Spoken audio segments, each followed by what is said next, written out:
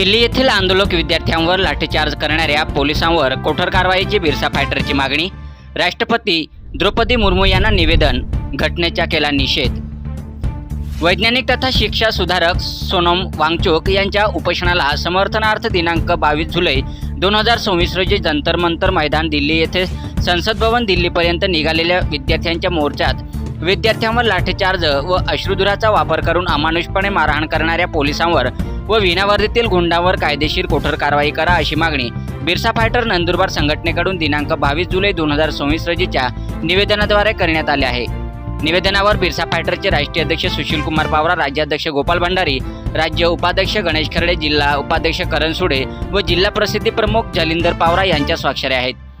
वैज्ञानिक तथा शिक्षा सुधारक सोनम वांगचुक यांच्या उपोषणाला समर्थनार्थ दिनांक 22 जुलै 2024 रोजी जंतर मंतर मैदान दिल्ली येथे संसद भवन दिल्लीपर्यंत निघालेल्या विद्यार्थ्यांच्या मोर्चात विद्यार्थ्यांवर लाठीचार्ज व अश्रुधुराचा वापर करून अमानुषपणे मारहाण केली।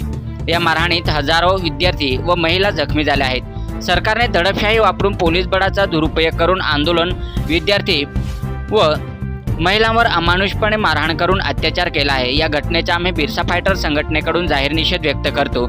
दिल्लीतील जंतर मंतर येथे नीट यूजी पेपर फुटी व अन्य मुद्द्यावरून CJP आणि इतर विद्यार्थ्यांच्या आंदोलन दरम्यान पोलिसांकडून लाठीचार्ज व अश्रुधुराचा वापर केला। केंद्रीय शिक्षण मंत्र्यांच्या राजीनाम्याची मागणी करत असताना सोमवारी 22 जुलै रोजी ही निंदनीय घटना घडली। नीट यूजी पेपर फुटी प्रकरणी केंद्रीय शिक्षण मंत्री धर्मेंद्र प्रधान यांच्या राजीनाम्याची मागणी करत आंदोलकांनी संसदेवर मोर्चा काढण्याचा प्रयत्न केला। मोर्चा दाबण्यासाठी आंदोलकांवर लाठीचार्ज करण्यात आला। त्यानंतर पोलिसांनी आंदोलकांना पांगवण्यासाठी बळाचा वापर केला व लाठीचार्ज केला। या घटनेचे देशभरात तीव्र पडसाद उमटले। या दडपशाहीचा निषेध केला जात आहे। दिनांक 22 जुलै 2024 रोजी आंदोलनकर्त्यांवर अमानुषपणे मारहाण केल्याच्या घटनेनंतर भारत देशात लोकशाही संपली आहे की काय असा प्रश्न निर्माण झाला आहे। सरकारने आपली दडपशाही बंद करावी व विद्यार्थ्यांच्या मागण्या मान्य कराव्यात अशी मागणी यावेळी करण्यात आली आहे। सातपुडा न्यूज वाहिनी, नंदुरबार।